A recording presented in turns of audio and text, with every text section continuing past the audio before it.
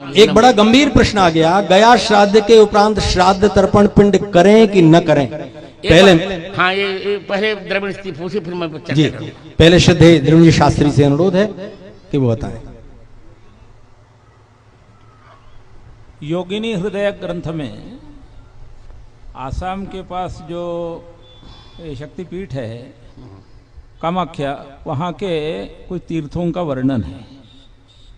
उन तीर्थों में गय तीर्थ, शुक्ल तीर्थ, वामक तीर्थ इत्यादि लोमक तीर्थ वगैरह हैं।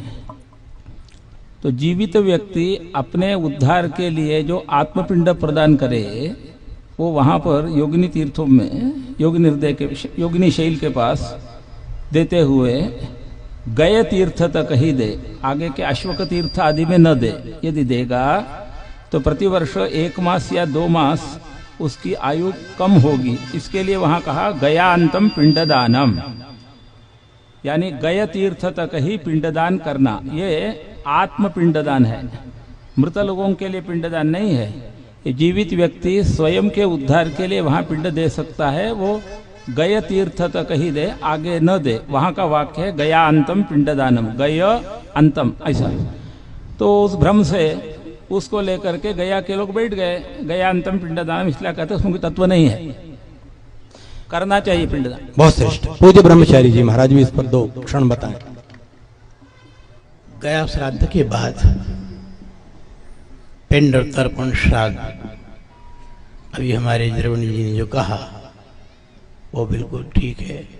तर्पण जो है तो विशेष रूप से करना ही चाहिए और श्राद्ध भी करना चाहिए।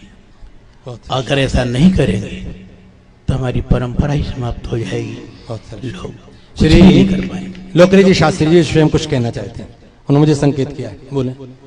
तो वाक्य करणात् मृताहेर भूरि भोजनात् गयायाम पिंडदानाच्च त्रिभिः पुत्रस्य पुत्रता। ठीक है। इस श्लोक के द्वारा गया का पिंडदान होने के बाद भी नित्य उनका जो ये श्राद्ध है आपका सांवत्सरिक, वो करना ही चाहिए। ये धर्मशास्त्रीय वचन है। बहुत श्रेष्ठ। श्रीदेव शुक्ल जी, डॉक्टर शुक्ल जी, अब आएगा अध्यक्ष जी के पास। ये विषय कि गया श्राद्ध के बाद श्राद्ध नहीं करना चाहिए, ये प्रायः बहुत जगह फैला हुआ है और इसी लोग गया में श्राद्ध कर देते हैं कि अब श्राद्ध करने से छुट्टी मिल जाए। ये कौन पिंडदान करे, कौन जलदान करे, तो ये शास्त्रीय विधि नहीं है। तो होता है प्रश्न ये हुआ कि जब हमने गया श्राद्ध करके मुक्त कर दिया तो पितर बचे ही नहीं, तो उनको हम श्राद्ध क्यों करें, ये भी एक प्रश्न होता है। इन दोनों प्रश्नों का समाधान ये है कि आप देखिए श्राद्ध किए होंगे जो वो सब जानते हैं, अंत में क्या कहा जाता है, पितृ स्वरूपी जनार्दन प्रियता नमः।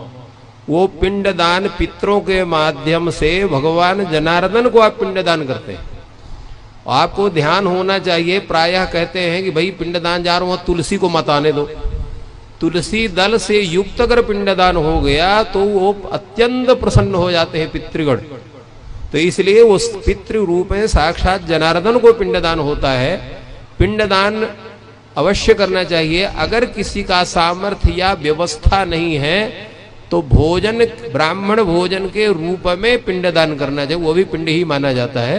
तो ब्राह्मण भोजन करके आप श्राद्ध कर सकते हैं। मान लीजिए अन्य व्यवस्था किसी कारणवश नहीं हो पाती है तो ये शास्त्र का पूरा नियम है, इसका कहीं उल्लंघन नहीं है, कहीं इसका निषेध नहीं है। अब तो आपको समझ में आ गया कि महालय में पितृपक्ष में आपको अपने माता पिता की तिथि में श्राद्ध करना है।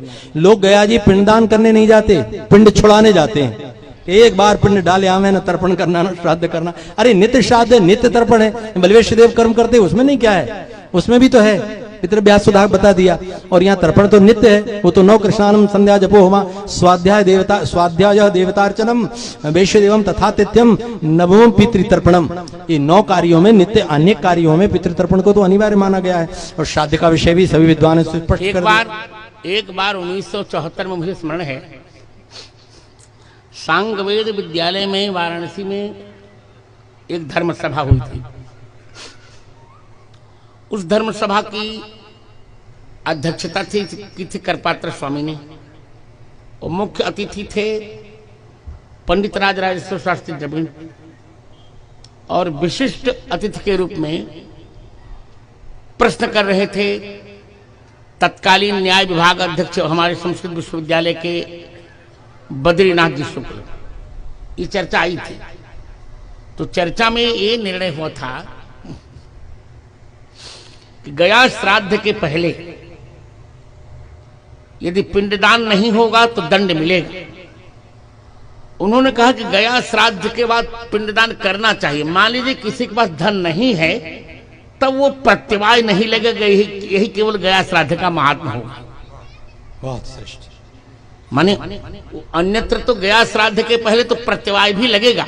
आपके पास पैसा नहीं है तो कर्ज निकाल के पिंडदान करो, परंतु गया श्राद्ध करने के पश्चात यदि अभाव है आपके पास तो चल जाएगा, प्रत्यवाय नहीं लगेगा क्यों गया श्राद्ध में आपने पिंड कर लिया है। वैसे निरंतर पिंडदान यथासंभव, यथाशक्ति, यथा द्रव्य पिंडदान करना चाहिए। ऐसी व्यवस्था वहां उस समय की गई।